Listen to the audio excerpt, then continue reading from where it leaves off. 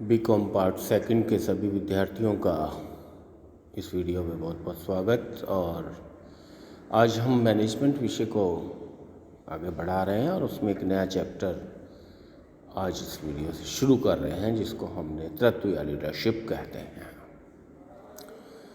मैं विद्यार्थियों को यह बताना चाहता हूँ कि नेतृत्व बहुत ही इंटरेस्टिंग चैप्टर है और जिसमें यह गुण आ गया वह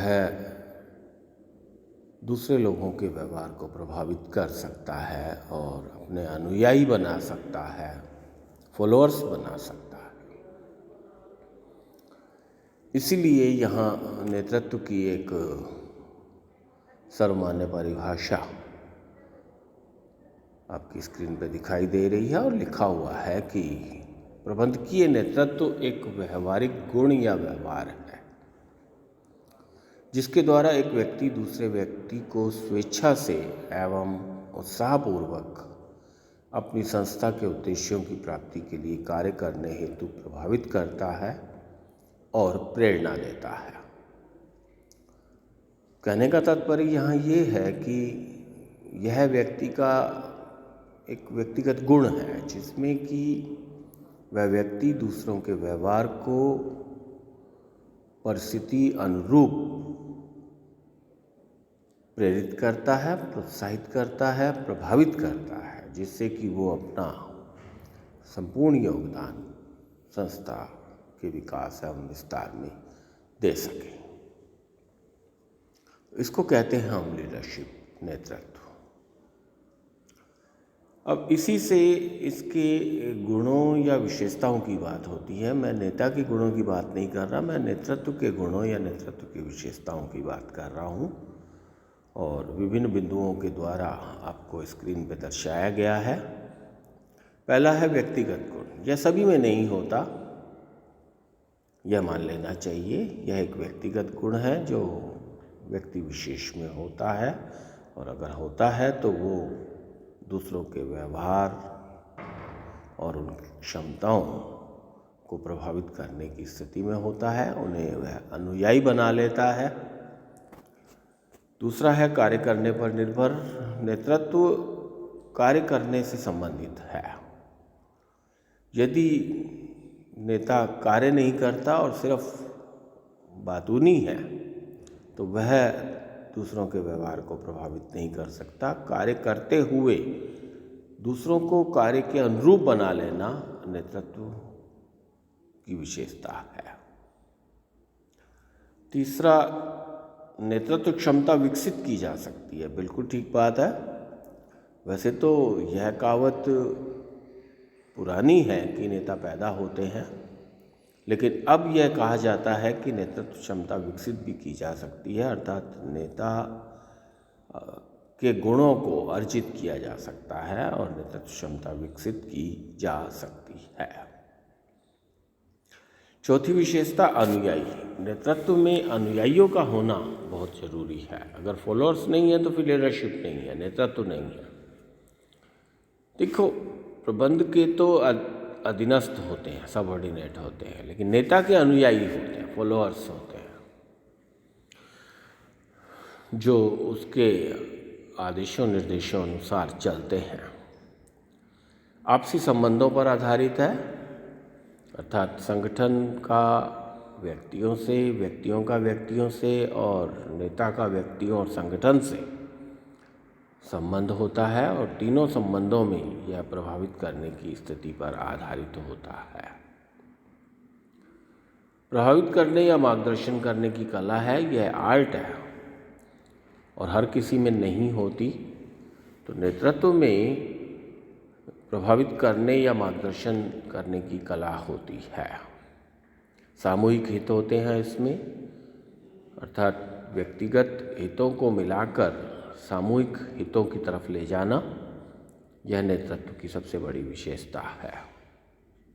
गतिशील प्रक्रिया है, बिल्कुल, जो चेंजेज हो रहे हैं उनको आत्मसात करना और अपने अनुयायियों को उन बदले हुए परिस्थितियों के अनुरूप ढाल देना, यह नेतृत्व का गुण है। इसलिए ये कहा जाता है कि यह एक गतिशील प्रक्रिया है जो समयानुरूप चिंचिच लाता है और बदली हुई परिस्थितियों में व्यवहार करने के लिए अधीनस्थों को प्रेरित करता है। अनुकरणीय आचरण, बिल्कुल ठीक बात है। इसमें फॉलोअर्स होते हैं और फॉलोअर्स को के सामने एक मिसाल प्रस्तुत की जाती है कि वो इस अनुकरणीय आचरण को अपनाएं, अर्थात उनके सामने एक उदाहरण बनना होगा। एक अनुकरणीय आचरण प्रस्तुत करना होगा जिससे कि अधीनस्थ उस अनुकरणीय आचरण को अपना सके और वो उसके अनुयायी बन सके। औपचारिक एवं अनौपचारिक नेतृत्व की यह भी विशेषता है कि एक फॉर्मल वे में भी प्रस्तुत होती है और फॉर्मल वे में भी प्रस्तुत होती है। औपचारिक नेतृत्व तो वह है कि जिसमें संबंधों को अभिव्यक्त कर दिया जा सकता है, लेकिन अनौपचारिक नेतृत्व वह है जिसमें कि जो प्रबंधक है और जिसमें नेतृत्व का गुण है वह अनौपचारिक तरीके से भी अपने अधीनस्थों को प्रभावित करता है। लक्ष्य प्रधान, देखिए संस्था में लक्ष्य होते हैं और वो सामूहिक भी होते हैं, व्यक्तिगत भी होते हैं। उनमें वो तालमेल बनाता है और तालमेल स्थापित कर लक्ष्यों पर जोर देता है, तभी उसमें नेतृत्व पाया जाना माना जाता है। सभी प्रबंधक नेता नहीं होते, बिल्कुल ठीक बात है। प्रबंधक अपनी पदीय स्थिति के कारण होता है, जबकि नेता उससे व्यापक रूप है जो अपने अधीनस्थों को प्रभावित करने की स्थिति में और उनसे लक्ष्य के अनुरूप कार्य करवाने में सफल होता है। तो कहने का मतलब यहाँ ये है कि इन विशेषताओं से हम नेतृत्व को और अधिक समझ पाए हैं। एक एक बिंदु पर चर्चा हुई है। मैं विद्यार्थियों को यह भी बताना चाहता हूँ कि प्रबंध एवं नेतृत्व में अंतर है। बिल्कुल ठीक बात है।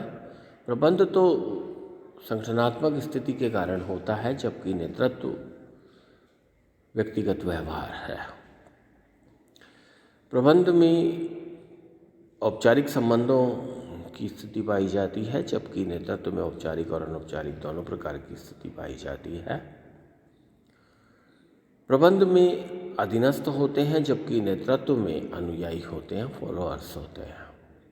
तो इस तरह प्रबंध और नेतृत्व में बहुत सारे अंतर किए जा सकते हैं। उसके पश्चात प्रबंध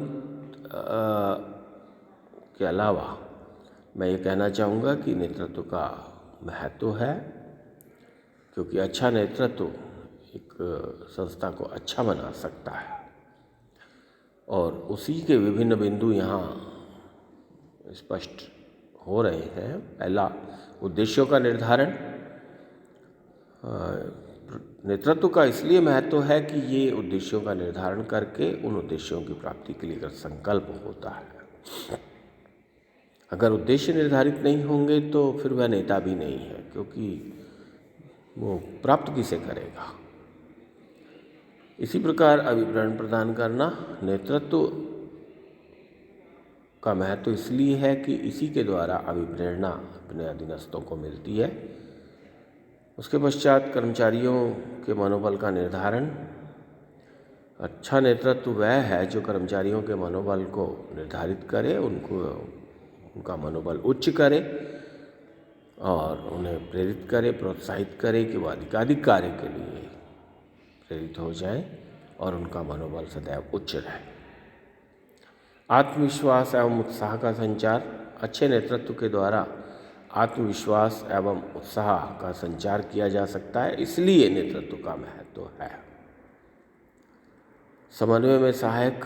वह विभिन्न विभागों प्रक्रियाओं, क्रियाओं, गतिविधियों में समूह भावना का विकास करता है, अर्थात समन्वय में सहायक होता है।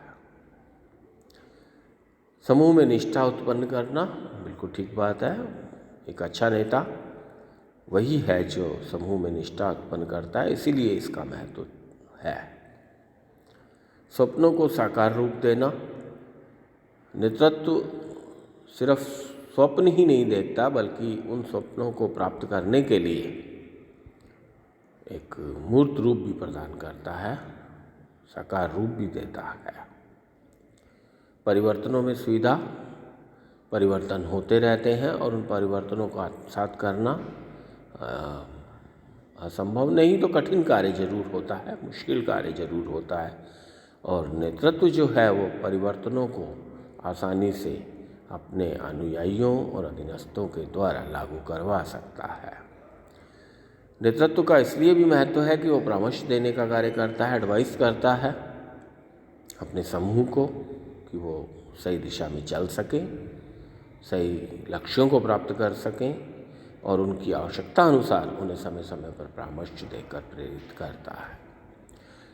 समय का सदुपयोग भी करता है नेतृत्व, क्योंकि